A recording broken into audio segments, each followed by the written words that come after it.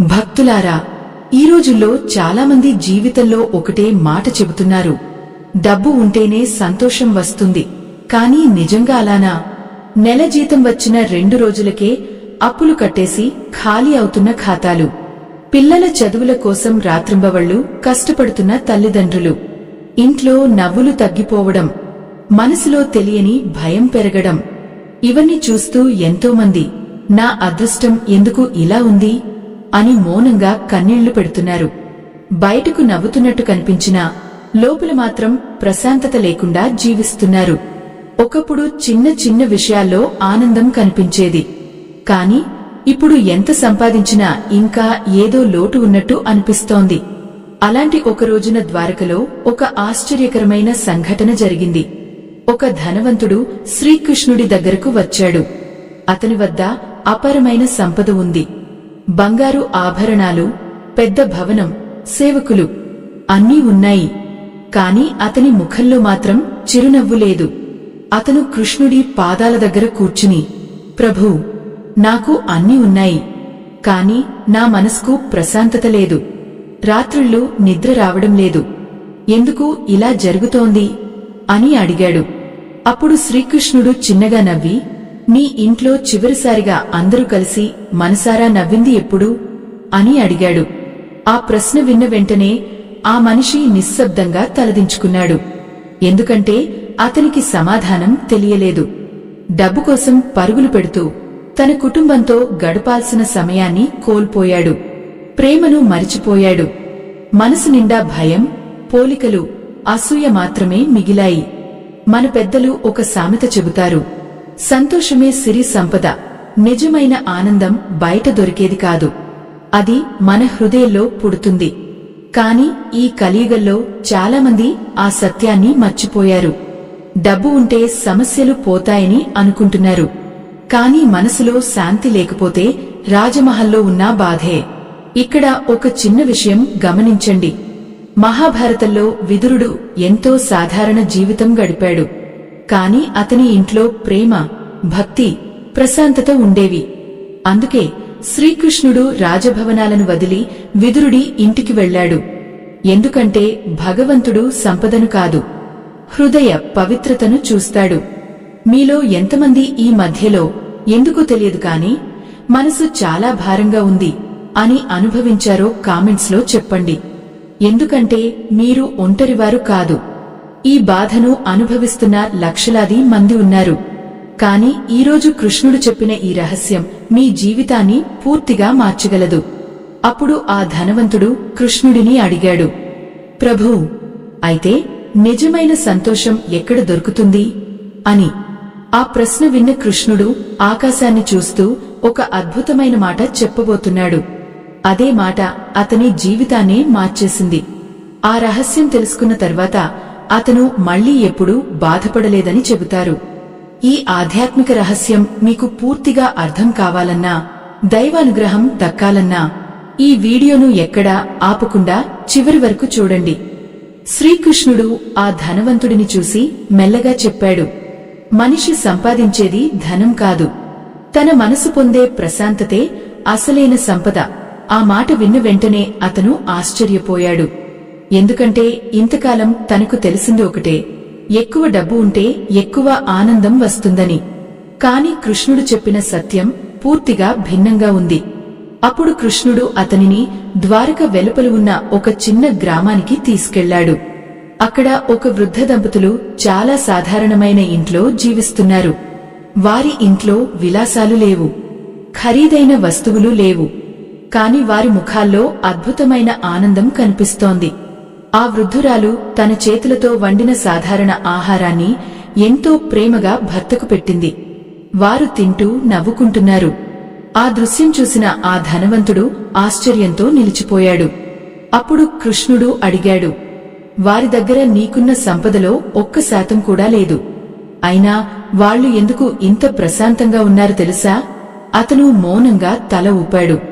కృష్ణుడు చిరునవ్వుతో చెప్పాడు, ఎందుకంటే వాళ్లు పోలికల బంధంలో లేరు. తమ దగ్గర ఉన్నదానికే కృతజ్ఞతతో జీవిస్తున్నారు.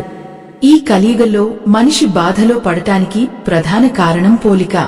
వాళ్ల దగ్గర ఇది ఉంది, నాకు లేదు అనే ఆలోచన మనసును నాశనం చేస్తోంది.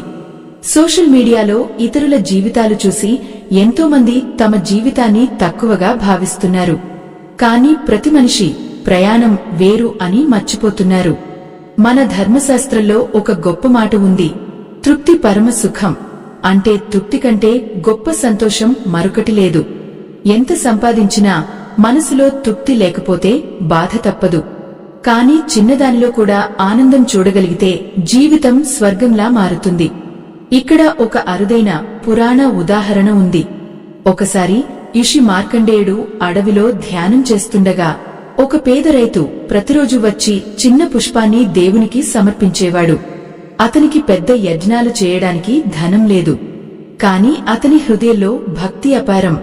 ఒకరోజు దేవుడు అతని ముందు ప్రత్యక్షమే, నీ హృదయంలో ఉన్న సంతోషం దేవలోకానికంటే గొప్పది అని ఆశీర్వదించాడని పురాణాలు చెబుతాయి.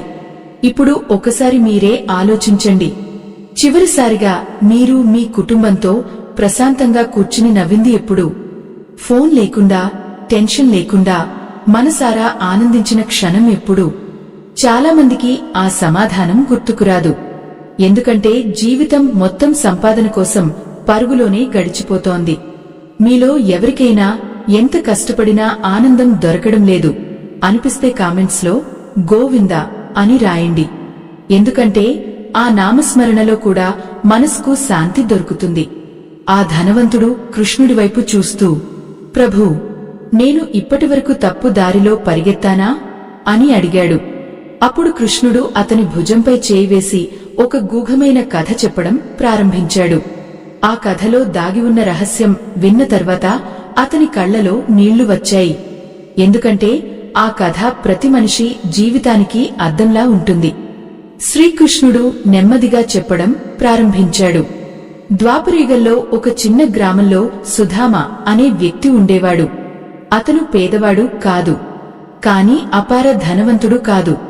అతనికి చిన్న ఇల్లు, ప్రేమించే కుటుంబం, భగవంతుడిపై అప్రమైన విశ్వాసం మాత్రమే ఉన్నాయి. అయినా గ్రామమంతా అతన్ని చూసి ఆశ్చర్యపడేది. ఎందుకంటే ఎంత కష్టం వచ్చినా అతని ముఖంలో చిరునవ్వు తగ్గేది కాదు. ఒకసారి ఆ గ్రామంలో తీవ్రమైన కరువు వచ్చింది. చాలామంది ఆహారం కోసం బాధపడుతున్నారు. ధనవంతులు తమ గిడ్డంగులు మూసేసి ధాన్యాన్ని దాచుకున్నారు. కాని సుధామ మాత్రం తన దగ్గర ఉన్న కొద్దిపాటి అన్నాన్ని కూడా పంచుకున్నాడు. అతని భార్య ఆశ్చర్యపడి, మనకే సరిపోదు, ఇంకా ఎందుకు ఇస్తున్నారు అని అడిగింది.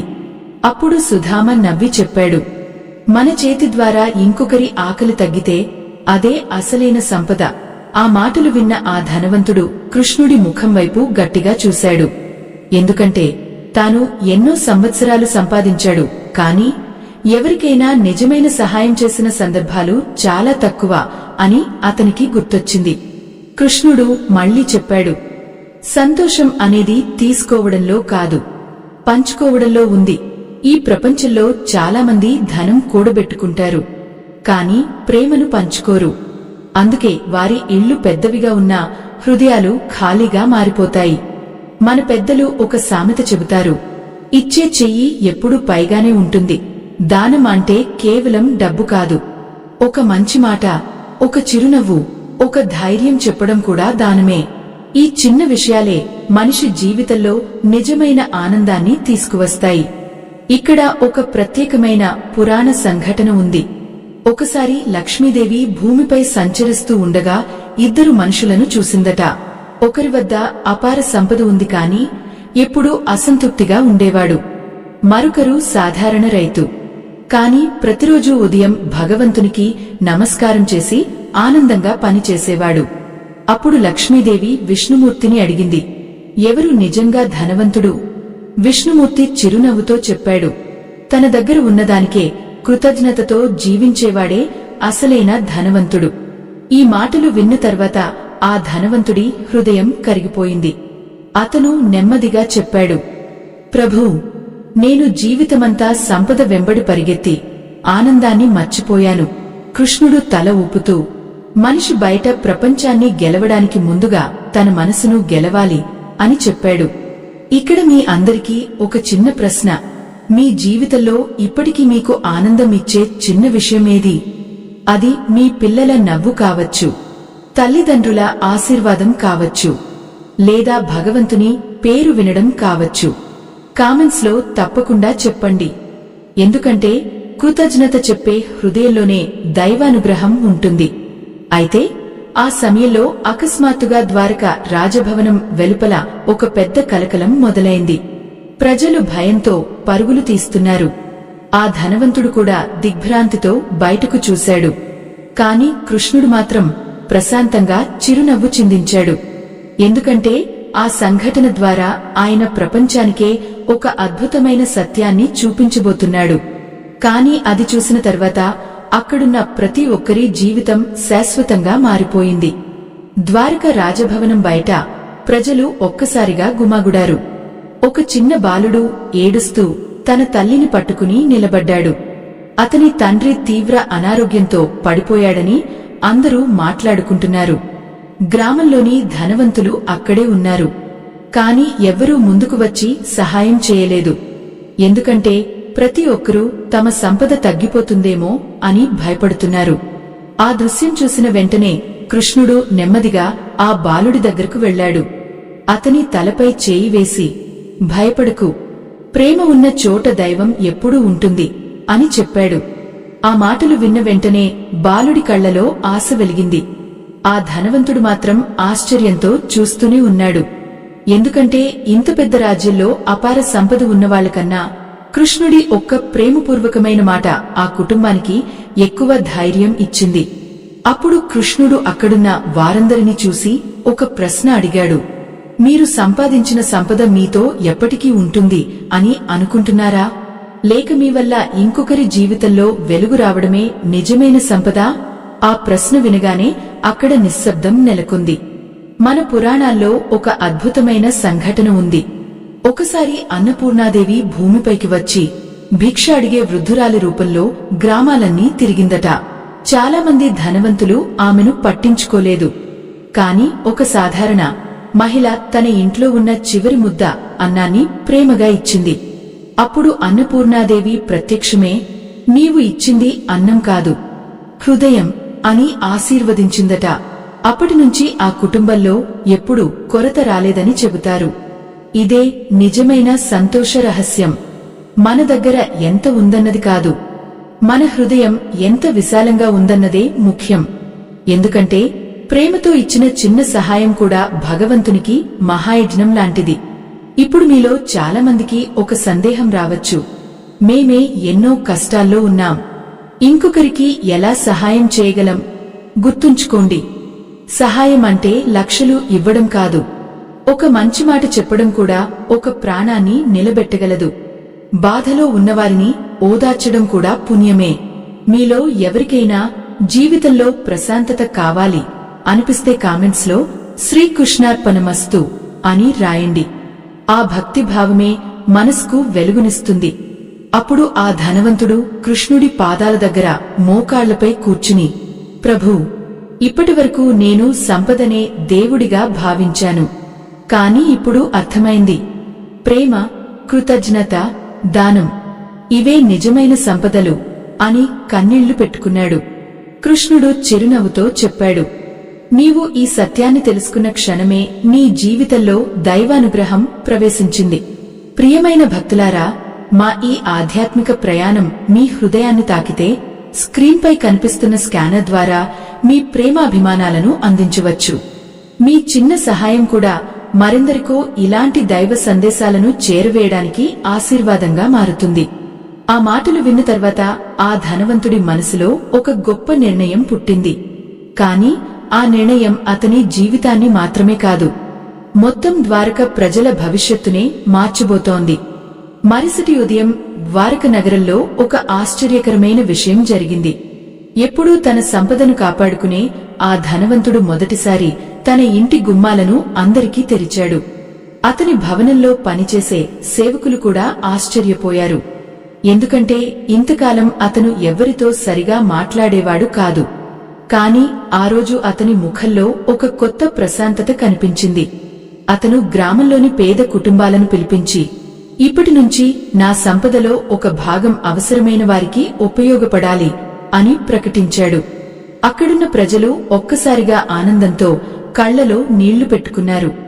ఎందుకంటే వారు ఇంతవరకు చూసింది గర్వంతో నిండిన మనిషిని. కాని ఇప్పుడు వారి ముందున్నది ప్రేమతో నిండిన హృదయం. అప్పుడు కృష్ణుడు మెల్లగా నవ్వుతూ చెప్పాడు, చూసావా, మనసు మారిన క్షణమే ప్రపంచం మారినట్టు అనిపిస్తుంది. నిజంగానే ఆ రోజు నుంచి ద్వారకలో వాతావరణమే మారిపోయింది. ప్రజలు ఒకరికి ఒకరు సహాయం చేయడం ప్రారంభించారు. ఇంటింటా కలహాల స్థానంలో ప్రశాంతత పెరిగింది. మన పెద్దలు చెబుతారు, మనసు మంచిదైతే మార్గం మంచిదవుతుంది. మనిషి జీవితంలో అదృష్టం మారాలంటే ముందుగా హృదయం మారాలి. ఎందుకంటే భగవంతుడు బయట ఉన్న సంపదను కాదు, మన లోపల ఉన్న కరుణను చూస్తాడు. ఇక్కడ ఒక అరుదైన ఆధ్యాత్మిక కథ ఉంది. ఒకసారి నారద మహర్షి వైకుంఠానికి వెళ్లి విష్ణుమూర్తిని అడిగాడు, ప్రభూ, భూమిపై మీకు అత్యంత ఇష్టమైన భక్తుడు ఎవరు? అప్పుడు విష్ణుమూర్తి ఒక సాధారణ కుండలు చేసే మనిషిని చూపించాడట. నారదుడు ఆశ్చర్యపోయాడు. ఎందుకంటే అతను పెద్ద యజ్ఞాలు చేయడు, దీర్ఘ పూజలు కూడా చేయడు. కాని ప్రతిరోజు పనిచేస్తూ కూడా తన వల్ల ఎవరికైనా ఉపయోగం కలగాలని కోరుకునేవాడు. అప్పుడు విష్ణుమూర్తి చెప్పాడు, ఇతని హృదయంలో ఉన్న స్వచ్ఛతే నాకు ప్రియమైనది. ఈ కథలో దాగి ఉన్న సందేశం చాలా గొప్పది. నిజమైన సంతోషం అంటే మనం ఎంత సంపాదించామన్నది కాదు, మన వల్ల ఇంకెంతమంది నవ్వారన్నది. ఎందుకంటే మనం వెళ్లిపోయిన తర్వాత కూడా మన మంచి పనులే ఈ ప్రపంచంలో నిలిచిపోతాయి. ఇప్పుడు ఒకసారి మీరే ఆలోచించండి, మీ జీవితంలో మీరు చివరిసారిగా ఎవరికైనా హృదయపూర్వకంగా సహాయం చేసింది ఎప్పుడు? అది చిన్న సహాయం అయినా సరే, ఆ క్షణం గుర్తుకొస్తే మనసులో ఒక ప్రత్యేకమైన ఆనందం కలుగుతుంది కదా, అదే దైవానుభూతి. మీలో ఎంతమంది ఇప్పటి నుంచి చిన్న చిన్న మంచి పనులు చేస్తాను అని నిర్ణయించుకున్నారో కామెంట్స్ లో హరే కృష్ణ అని రాయండి. ఆ సంకల్పమే మీ జీవితంలో కొత్త వెలుగును తీసుకొస్తుంది. ఆ రోజు సాయంత్రం ఆ ధనవంతుడు మళ్లీ కృష్ణుడి దగ్గరకు వెళ్లాడు. కాని ఈసారి అతని కళ్లలో బాధ లేదు, ఒక ప్రశాంతమైన వెలుగు కనిపిస్తోంది. అతను చేతులు జోడించి, ప్రభూ, ఇప్పుడు నాకు అర్థమైంది, డబ్బు జీవితం నడిపించవచ్చు, కాని ప్రేమ మాత్రమే జీవితాన్ని అందంగా మార్చగలదు అని అన్నాడు. కృష్ణుడు ఆకాశం వైపు చూస్తూ చిరునవ్వు చిందించాడు. ఎందుకంటే ఇంకా చెప్పాల్సిన చివరి రహస్యం మిగిలే ఉంది. ఆ రహస్యం తెలుసుకున్న తర్వాత ఆ ధనవంతుడు చేసిన పని ద్వారక చరిత్రలో శాశ్వతంగా నిలిచిపోయింది. రాత్రి సమయంలో ద్వారక సముద్ర తీరంలో చంద్రకాంతి విరాజిల్లుతోంది. అలల శబ్దం మధ్య శ్రీకృష్ణుడు నిశ్శబ్దంగా నిలబడి ఉన్నాడు. ఆ ధనవంతుడు ఆయన పాదాల దగ్గరకు వచ్చి, ప్రభూ, ఇంకా నేర్చుకోవాల్సింది ఏమిటి అని వినయంగా అడిగాడు. అప్పుడు కృష్ణుడు చిరునవ్వుతో చెప్పాడు, మనిషి జీవితంలో నిజమైన సంతోషం 3 విషయాల్లో దాగి ఉంటుంది: కృతజ్ఞత, ప్రేమ, సేవ. ఆ మాటలు వినగానే అతని హృదయం లోపల ఏదో వెలుగు పుట్టినట్టు అనిపించింది. కృష్ణుడు ముందుకు చూస్తూ చెప్పాడు, నీ దగ్గర ఉన్నదాన్ని దేవుని వరంగా భావించు. ప్రతిరోజు నీకు లభించిన చిన్న ఆనందానికైనా కృతజ్ఞత చెప్పు. కుటుంబాన్ని ప్రేమించు. బాధలో ఉన్నవారికి తోడుగా నిలువు. అప్పుడు నీ జీవితంలో శాంతి ప్రవహిస్తుంది. ఆ ధనవంతుడు ఆకాశం వైపు చూశాడు. ఎన్నో సంవత్సరాల తర్వాత అతని మనసులో భయం కనిపించలేదు. ఎందుకంటే అతను ఇప్పుడే గ్రహించాడు, డబ్బు మనిషికి సౌకర్యం ఇవ్వగలదు, కాని ప్రశాంతతను మాత్రం ప్రేమ, భక్తి, దానం మాత్రమే ఇస్తాయి. మన ధర్మంలో ఒక గొప్ప సామెత ఉంది: పరులకు చేసిన మేలు పరమ పూజ. భగవంతుడు పెద్ద పెద్ద కానుకల కోసం ఎదురు చూడడు. మన హృదయంలోని మంచితనమే ఆయనకు ప్రియమైనది. ఇక్కడ ఒక చివరి ఆధ్యాత్మిక ఉదాహరణ గుర్తుంచుకోండి. ఒకసారి ఒక చిన్న బాలిక ప్రతిరోజు దేవాలయానికి ఒకే ఒక్క పువ్వు తీసుకెళ్లేది. ఆమె దగ్గర ఎక్కువేమీ లేదు, కాని ఆ పువ్వును ఎంతో ప్రేమతో సమర్పించేది. ఒకరోజు పూజారి ఆమెను అడిగాడు, ఇంత చిన్న పువ్వుతో దేవుడు సంతోషిస్తాడా అప్పుడు ఆ బాలిక నవ్వుతూ చెప్పింది, పువ్వు చిన్నదైనా నా ప్రేమ పెద్దది. ఆ మాట విన్న ప్రతి ఒక్కరి కళ్లలో ఆనంద భాష్పాలు వచ్చాయని చెబుతారు. అదే జీవితం యొక్క అసలైన సత్యం. మన దగ్గర ఎంత ఉందన్నది కాదు, మన హృదయం ఎంత వెలుగుతో నిండిందన్నదే ముఖ్యం. ఈ ప్రపంచంలో చాలామంది డబ్బు సంపాదిస్తారు, కానీ కొద్దిమందే మనుషుల ప్రేమను సంపాదిస్తారు. చివరికి నిలిచిపోయేది అదే. మీలో ఎవరికైనా ఈ కథ మీ హృదయాన్ని తాకిందనిపిస్తే కామెంట్స్లో జై శ్రీకృష్ణ అని తప్పకుండా రాయండి. మీ భక్తి భావం మరెందరికో స్ఫూర్తిగా మారుతుంది. ప్రియమైన ఆధ్యాత్మిక కుటుంబ సభ్యులారా, మా ఈ దైవ సందేశాలు మీ జీవితాల్లో వెలుగు నింపుతున్నాయనిపిస్తే స్క్రీన్పై కనిపిస్తున్న స్కానర్ ద్వారా మీ ఆశీర్వాద సహకారాన్ని అందించవచ్చు. మీ చిన్న సహాయం కూడా మరెందరికో ధైర్యం, భక్తి, ఆశను చేరువేసే పవిత్ర సేవగా మారుతుంది. ఆ రాత్రి ముగిసే సమయానికి ఆ ధనవంతుడు పూర్తిగా మారిపోయాడు. అతను ఇక సంపద కోసం కాదు, సంతోషం పంచడానికి జీవించడం ప్రారంభించాడు. ద్వారక ప్రజలు కూడా అతన్ని కొత్త కళ్లతో చూడడం మొదలుపెట్టారు. ఎందుకంటే అతను తెలుసుకున్న గొప్ప సత్యం ఒక్కటే: నిజమైన సంతోషం డబ్బులో కాదు, ప్రేమతో నిండిన హృదయంలో ఉంటుంది. ఈ ఆధ్యాత్మిక ప్రయాణం ఇక్కడితో ముగిసిపోయింది. స్వస్తి.